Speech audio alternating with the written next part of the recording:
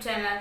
Today we are going to learn subject SST of class 6 and this is a part of geography and the lesson name is oceans and continents.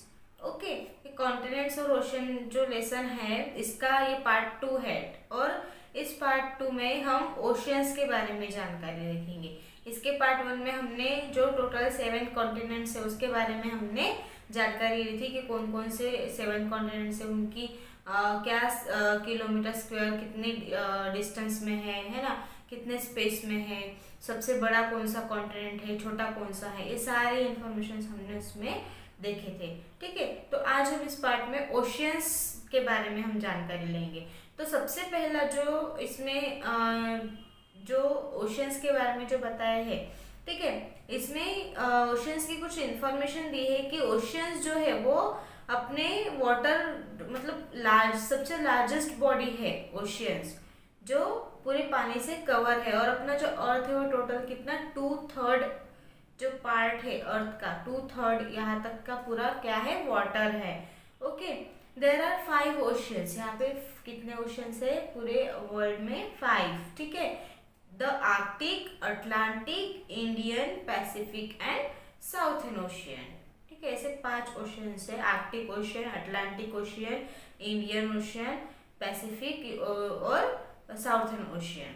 ठीक है, For many years, only 4 oceans were officially reorganized. कि कुछ सालों से कुछ सिर्फ 4 ही oceans जो है वो ऑफिशियली रीऑर्गेनाइज्ड है। Then in the years 2000, then international hydrogeography organization established the southern ocean and determined its limits. और फिर उसके बाद 2000 साल में 2000 में इंटरनेशनल हाइड्रोजियोग्राफिक ऑर्गेनाइजेशन ने साउथर्न ओशियन को इस्टेब्लिश किया, उसको बनाया और उसके कुछ लिमिट्स भी उन्होंने डिटरमाइन किए। The other which means that the level of sea water remain the same everywhere, this is called the sea level. और ये जो 5 ओशियंस है इनको एक दूसरे से जो कनेक्ट किया गया है और उससे एक समुद्र की लेवल बनाई है उसको सी लेवल कहा जाता है। ओके, तो अभी हम 1 बाय 1 सारे ओशियंस के बारे में जानकारी लेंगे। तो सबसे पहला है Pacific ocean. The Pacific ocean is the largest ocean and covers more than 30% of the earth surface. Pacific ocean जो है वो सारे जितने ओशियंस है टोटल 5 ओशियंस उन सभी में से सबसे लार्जेस्ट सबसे बड़ा ओशियन है और इसने पूरे अर्थ पे टोटल 30% एरिया जो है वो पैसिफिक ओशियन का है। Okay, the earth's deepest point is located here, the Challenger Deep in the Mariana Trench. Most of the island of the world are found in the Pacific Ocean. ठीक है, जो अर्थ पे मतलब सबसे डीप सबसे खोल ऐसा जो अंदर का जो पॉइंट है वो यहाँ पे मिलता है, जिसको मरीना ट्रेंच कहा जाता है। ठीक है, और यहाँ पे सबसे बड़ा मतलब एक आइलैंड है पैसिफिक ओशियन में, उसमें वहाँ पे पूरी दुनिया का सबसे पहला जो आइलैंड है वो पैसिफिक ओशियन में फाउंड किया गया था।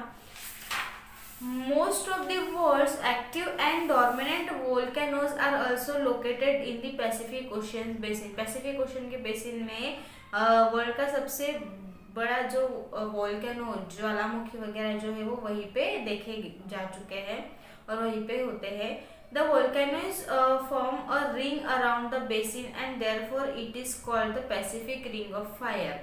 और जो वोल्केनो है वो पैसिफिक के बेसिन में ऐसे रिंग टाइप में ऐसे अराउंड में उसके होता है, इसलिए उसको पैसिफिक रिंग ऑफ फायर भी कहा जाता है।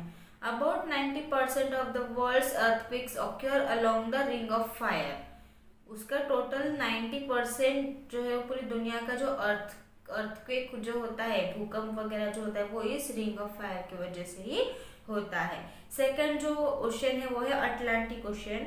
The S-shaped Atlantic Ocean lies between Africa, Europe, North America and South America. ये जो अटलांटिक ओशियन है वो किन के बीच में है? Africa continent, Europe, north America और साउथ अमेरिका के बीच में है। और इसका जो शेप है वो कैसा है? एस टाइप में है, एस शेप में है ये ocean. It covers nearly 20% of the earth surface. इसका जो एरिया है वो 20% है पूरा। The equator subdivides it into the north Atlantic ocean and south Atlantic ocean. ये जो इसके बीच में एक इक्वेटर, मतलब जो इक्वेटर है उसने उसको दो पार्ट में डिवाइड किया है, एक नॉर्थ अटलांटिक ओशन और साउथ अटलांटिक ओशन। ठीक है। This is the saltiest ocean, उसी को सेल्टेस्ट ओशन कहा जाता है। Some of the most common natural hazards associated with this ocean are icebergs and hurricanes. The Hurricane Katrina in 2005 was one of the most destructive hurricanes ever. और यहाँ पे कुछ ऐसे कॉमन नेचुरल जो birds या जो एनिमल्स वगैरह इस एरिया में दिखाई जाते हैं, उसमें ओशंस में आइसबर्ग्स है और ह्यूरिकेन्स है। ठीक है। और 2005 में ये ह्यूरिकेन्स कैटरीना नामक जो भी बर्ड्स है ना, तो वो इसमें दिखा गया था। 2005 से वो वहाँ पे देखा जाता है। इसके बाद है इंडियन ओशियन। इंडियन ओशियन जो है वो मोस्टली साउथर्न हेमिस्फीयर और northern between Africa and Australia. ठीक है। मतलब वो साउथर्न हेमिस्फीयर के एरिया में आता है और अफ्रीका और ऑस्ट्रेलिया के बीच में है, और वो ईस्ट एशिया में आता है। India lies at its head. India के बिल्कुल अपना जो भारत है उसके बिल्कुल हेड के साइड में है, मतलब उसके बिल्कुल ऊपर के साइड में है। The Persian Gulf, Red Sea and Bay of Bengal are connected to this ocean. जो पर्शियन गल्फ है और रेड सी और बे ऑफ बंगाल जो सी है, समुंदर जो है, वो इस ओशियन से कनेक्टेड है। It is important for travel and trade between Europe and Asia. यहाँ पे इसके थ्रू यूरोप और एशिया में बहुत ही इम्पोर्टेंट ट्रैवलिंग होती रहती है। The waters of the Indian ocean happen to be the world's largest breeding grounds for humpback whales and also the coelacanth fish which were earlier thought to be extinct. ये जो Indian ocean का जो पानी है वो मतलब पूरी दुनिया में सबसे लार्जेस्ट वो ग्राउंड्स का जो वाटर, मतलब सबसे नीचे अंदर में वो ग्राउंड का पानी वहाँ पे आता है।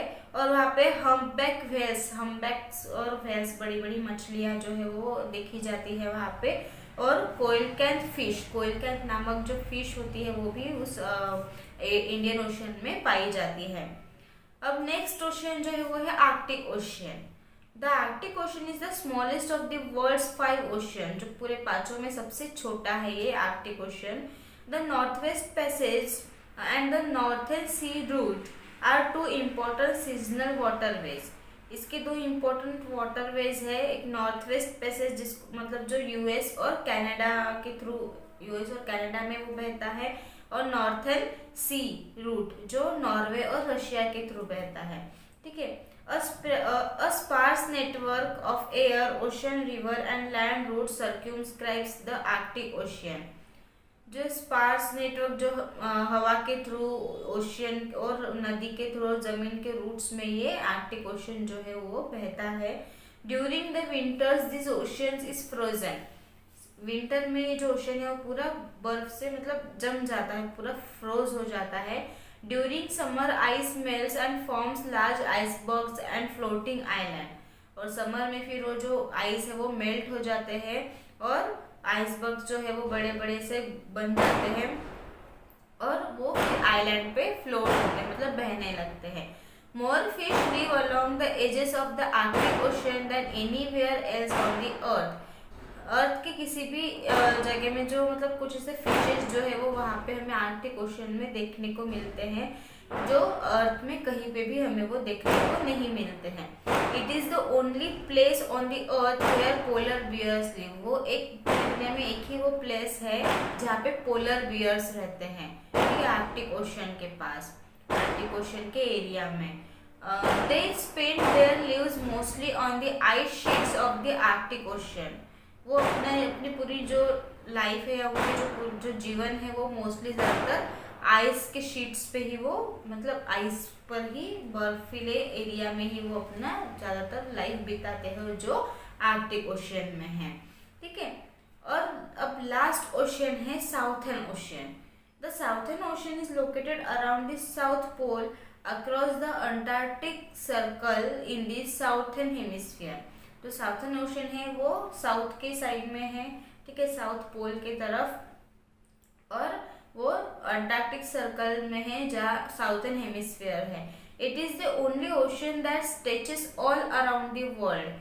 ये एक ही ऐसा ओशियन है जिसके पूरे वर्ल्ड के अराउंड में वो पूरा फैला हुआ है। The southern ocean is home to imperial penguins and wandering एल्बाट्रोसेस।